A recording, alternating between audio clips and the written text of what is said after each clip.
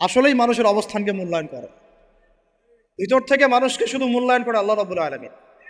না হলে কি হতো, এই যে এত অন্যায় আমরা করেছি, আল্লাহ পাক কি আমাদেরকে ছেড়ে দিয়েছেন, ফেলে দিয়েছেন, গজবে ধ্বংস করে দিয়েছেন?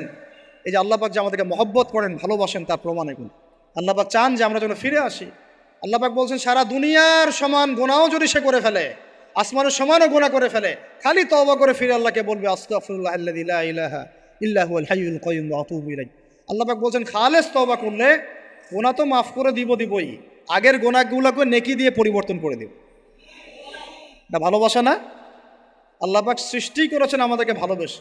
কোরআন খোলেন, সূরা সদ পড়েন, সূরা সদের মধ্যে দেখবেন আল্লাহ বলছেন খালাকতু বিয়াদি মা মানাআকা আল্লা তাসজুদা খালাকতু বিয়াদাই, মানে তুমি ইবলিস কেন তাকে সেজদা করলে না যাকে আমি নিজ হাতে সৃষ্টি করেছি। এটা মহব্বতের বহিঃপ্রকাশ না? আল্লাহ আমাদেরকে নিজ হাতে সৃষ্টি করেছেন।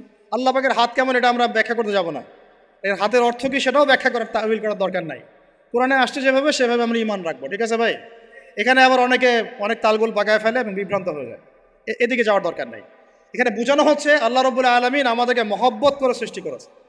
এই পুরো সৃষ্টি জগৎটাই তো আল্লাহর মহব্বতের বহিঃপ্রকাশ। সব কিছু এত নিপুণভাবে চলতেছে, এটা মহব্বতের বহিঃপ্রকাশ না? আমি আপনাদেরকে নিয়ে যদি কোনোদিন কক্সবাজারের সৈকতে তারা দেখাতে পারতাম, তাহলে আমি বুঝাইতে পারতাম আপনাদেরকে যে এই মহাবিশ্বটা ঠিকই আছে কীভাবে। তারার মধ্যে একটা গাণিতিক ক্যালকুলেশন আছে যেটা সবাই জানে না, যারা একটু অ্যাস্ট্রোনমি নিয়ে পড়াশোনা করেছে তারা জানে। আপনার আপনার মানে মাথার বিবেকই উল্টায় যাবে যে এত সূক্ষ্মভাবে কীভাবে আল্লাহ রাব্বুল আলামিন এই মহাবিশ্ব সৃষ্টি করলেন। এক চুল এদিক ওদিক হলে পুরো বিশ্ব কায়নাত ধ্বংস হয়ে যায়। এটা কি আল্লাহ পাকের মহব্বতের বহিঃপ্রকাশ না? আল্লাহ পাক তো বরং বলেছেন পুরো সৃষ্টি পরিবারটাই আল্লাহর আহাল, আল্লাহর পরিবারের অন্তর্ভুক্ত। সুবহানাল্লাহ। এমনকি আল্লাহ পাক আমাদেরকে বলেছেন তোমরা জমিনবাসীর সবার উপর রহম করো, ইরহামু মান ফিল আরদ ইয়ারহামুকুম মান ফিস সামা। তোমরা সবার উপর রহম করো, দয়া করো। দয়া রহম এটা তো মহব্বতের একটা অংশ। তোমরা সবার উপর দয়া করো, রহম করো, মহব্বত করো। এটা কি হবে? তাহলে আল্লাহ পাক আসমানে যিনি আছেন আল্লাহ পাক তোমাদের উপর রহম করবেন সব। আমরা সেই মহান সত্তার ভালোবাসার থেকে বের হয়ে হারাম এই যৌন ভালোবাসার দিকে যাওয়ার চেষ্টা করেছি। আসলে এটা ভালোবাসা না, যৌনতা, এর দিকে যাওয়ার জন্য এইসব করছি। আল্লাহ পাক আমাদেরকে মাফ করে যেন হেদায়েত দান করেন। আল্লাহ পাক কত ভালোবাসেন এটা নিয়ে বলতে গেলে আজকে রাত শেষ হবে। দেখেন আল্লাহ রাব্বুল আলামিন আদম আলাইহিস সালামকে সৃষ্টি করেছেন, করে সমস্ত নাম শিক্ষা দিয়েছে। নাম মানে হলো ইলম। নাম মানে কি? ভালো না বাসলে আল্লাহ পাক কাউকে সবচেয়ে সেরা কিছু দান করেন। সূরা ৩ আল্লাহ পাক কি বলেছেন? ওয়া তিন ওয়াজ জাইতুন, এগুলো শপথ করে লাকাদ খালাকনাল ইনসানা ফি আহসানি তাকওয়িম। মানুষকে সবচেয়ে শ্রেষ্ঠ কাঠামো আল্লাহ পাক দিয়েছে, দেন নাই? তো কাউকে যদি মহব্বত না করা হয় তাকে আপনি সবচেয়ে সেরাটা কি দিতে পারবেন? আল্লাহ পাক আমাদেরকে মহব্বত করেন, ভালোবাসেন, এবং আল্লাহ চান আমরাও যেন তাকে মহব্বত করি, তাকে ভালোবাসি। এবং আমরা যদি কাউকে ভালোবাসি আল্লাহর জন্য ভালোবাসবো, কাউকে ঘৃণা করি আল্লাহর জন্য ঘৃণা করবো। মহব্বতও আল্লাহর জন্য, ঘৃণাও কার জন্যে? আল্লাহর জন্য। আল্লাহ পাক সমস্ত ইলম শিক্ষা দিলেন, এটা কি ভালোবাসার বহিঃপ্রকাশ না? নূহ আলাইহিস সালামের কওম দীর্ঘদিন আল্লাহর কথা শোনে না, আল্লাহ পাক সবর করলেন, ধৈর্য ধরলেন, গজব দিলেন না, শেষ পর্যায়ে গিয়ে আযাব দিয়েছেন। এই যে আল্লাহ পাক সুযোগ দেন, সময় দেন, এটাকে আল্লাহ পাকের ভালোবাসা, দয়া না? এরকম প্রত্যেকটা কওমের ক্ষেত্রে হয়েছে। আমি তো ফিল করলাম এই ভালোবাসা নিয়ে ঘাটাঘাটি করতে গিয়ে যে আসলে আল্লাহ পাক যে আমাদেরকে সবচেয়ে বেশি মহব্বত করেন তার সবচেয়ে বড় নিদর্শন কি জানেন? আমাদের কাছে আল্লাহ রাব্বুল আলামিন আল কোরআনের মতো কিতাব নাজিল করেছেন, আর আমাদেরকে আল্লাহ পাক নবী মুহাম্মদ সাল্লাল্লাহু আলাইহি ওয়াসাল্লামের উম্মত বানাইছেন। আল্লাহ পাক যে নবী মুহাম্মদ সাল্লাল্লাহু আলাইহি ওয়াসাল্লামকে এই দুনিয়াতে পাঠিয়েছেন না, এটাই সবচেয়ে বড় মহব্বত, সবচেয়ে বড় রহমত। কারণ তার সুন্নতে এমন কিছু নাই যেটা আপনি খুঁজে পাবেন না। আর তিনি আমাদেরকে যে মহব্বত করতেন, মুহাম্মদ সাল্লাল্লাহু আলাইহি ওয়াসাল্লাম আমাদেরকে যে মহব্বত করতেন, তিনি আমাদেরকে বলতেন যে আমরা তার ভাই।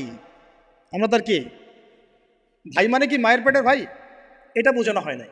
একটা হাদিসে তিনি বলেছেন আমি তো পিতৃতুল্য। তার মানে কি সত্যি সত্যি বাবা সন্তানের সম্পর্ক? রুহানি পিতা। তিনি কি ইমাম নন? তিনি ইমাম, তিনি নেতা, তিনি আমাদের শিক্ষক, তিনি নবী। তো তিনি আমাদেরকে যে মহব্বত করতেন, তিনি একদিন বলছিলেন নবী সাহাবীদের সামনে, কাশ আমি যদি আমার ভাইদেরকে দেখতে পেতাম। সাহাবীরা বলছেন ইয়া রাসূলুল্লাহ আমরা কি আপনার ভাই না? তখন নবীজি বলছেন না, তোমরা আমার সাহাবী। আমার ভাই তারা যারা আমাকে না দেখেই আমার প্রতি ঈমান নিয়ে আসবে। প্রত্যেক নবীকে আল্লাহ পাক একটা দোয়া করার চান্স দিয়েছে। কয়টা ভাই? এমন একটা দোয়া যেটা করলে আল্লাহ পাক কবুল করবেনই করবেন। করলে আল্লাহ পাক কি করবেন? অবশ্যই কবুল করবেন। নবী সাল্লাল্লাহু আলাইহি ওয়াসাল্লাম বলছেন যে সমস্ত নবী এই দোয়াটা পৃথিবীতে করে ফেলেছে, আমি এই দোয়াটাকে মুলতবি রেখেছি যে কাল কিয়ামতের মাঠে আমি আমার উম্মতের জন্য সুপারিশ করবো ইনশাআল্লাহ। এবং নবী সাল্লাল্লাহু আলাইহি ওয়াসাল্লামের সুপারিশে বহু কবিরা গুনাহগার মুসলমান যারা জাহান্নামের ফয়সালা হয়ে গেছে তাদেরকে আল্লাহ পাক কিছুটা শাস্তি ভোগ করালে হলেও আবার জান্নাতে নিয়ে আসবেন। তিনি আমাদেরকে মহব্বত করেন না? করতেন না? চিন্তা করে তাহলে আমরা তার দিনকে কি মহব্বত করলাম, আমরা তার হুকুম হাকামের বিধিবিধান সুন্নতের কি মহব্বত করলাম, চিন্তা করেন। একটা হাদিসে নবীজি স্পষ্ট করে বলছেন এটা আমাদের জন্য একটা কষ্টি পাথর, এটা একটা কি কষ্টি পাথর। তিনি বলছেন লা ইউমিনু আহাদুকুম, তোমাদের মধ্যে কেউ মুমিন হইতে পারবে না। কি হইতে পারবে না? মানে প্রকৃত মুমিন হইতেই পারবে না তোমরা, এ আমার উম্মত, তোমাদের মধ্যে কেউ প্রকৃত মুমিন হইতেই পারবে না যতক্ষণ না হাত্তা আকুনা আহাব্বা ইলাইহি মিন ওয়ালিদিহি ওয়ালাদিহি ওয়ান নাসি আজমাইন, যতক্ষণ না আমি মুহাম্মদ সাল্লাল্লাহু আলাইহি ওয়াসাল্লাম তোমাদের কাছে নিজের কি সন্তান, নিজের বাবা মা এবং সমস্ত মানব জাতির থেকে বেশি প্রিয় না হচ্ছে। হাদিসটা আবার বলি, নবীজি বলছেন কেউ ততক্ষণ পর্যন্ত প্রকৃত মুমিন হতে পারবে না যতক্ষণ না আমি মুহাম্মদ সাল্লাল্লাহু আলাইহি ওয়াসাল্লাম তার কাছে তার সন্তান, তার পিতা, এমনকি সমস্ত মানব জাতি থেকে বেশি প্রিয় না হচ্ছে। আর আমরা যারা আগামীকালকে এইটার প্রিপারেশন নিয়েছি, আসলে কি আমাদের কাছে নবী প্রিয় বেশি না আমাদের দুনিয়ার স্বার্থ বেশি প্রিয়? যারা এগুলো করবে তাদের কাছে কি সত্যিই নবী প্রিয়? তাহলে তারা করতে পারতো না। যদি নবী আমাদের কাছে সবচেয়ে বেশি প্রিয় না হয়, আমরা মুমিন হতে পারছি না। আর যাদের কাছে নবী প্রিয় তারা কখনো এমন হারাম কাজে যেতে পারবে না। যারা যাচ্ছে তারা কখনোই নবীকে ভালোবাসে না, কোশ্চিনকালেও না।